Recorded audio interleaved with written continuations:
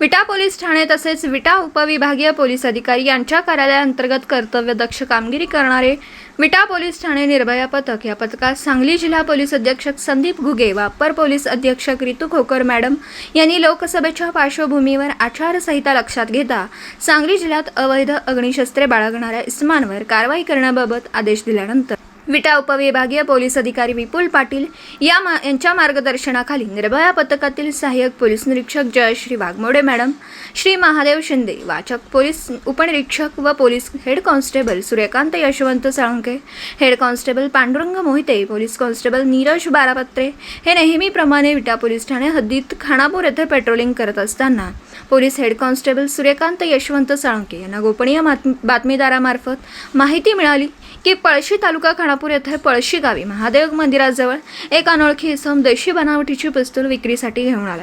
अशी खात्रीशीर या टीमला बातमी मिळाल्यानंतर सदर टीमने वरिष्ठ विटा उपविभागीय अधिकारी विपुल पाटील यांना या संदर्भात माहिती दिली।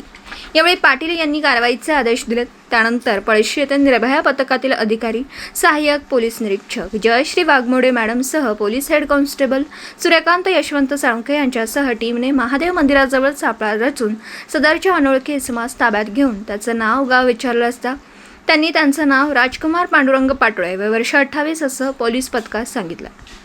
त्याची पंचासमक्ष अंग झडती घेतली असता त्याच्या कमरेला एक मॅगझिन असलेलं, त्याच्या मुठीस दोनही बाजूस प्लास्टिकची चॉकलेट रंगाचं कव्हर असलेले देशी बनावटीचे पिस्तूल व 2 जिवंत राऊंड गोळी,